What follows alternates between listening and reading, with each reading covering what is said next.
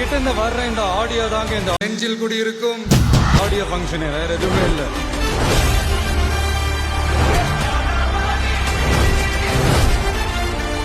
அவர்கள் என்னை உருவாக்கிய புலிகளுக்கு என்னுடைய நன்றிகளும் என் முத்தங்களும். வேற லெவல், வேற லெவல்.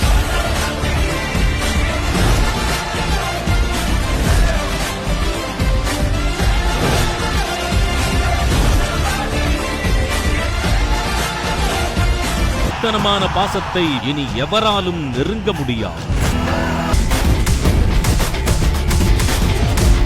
I'm waiting.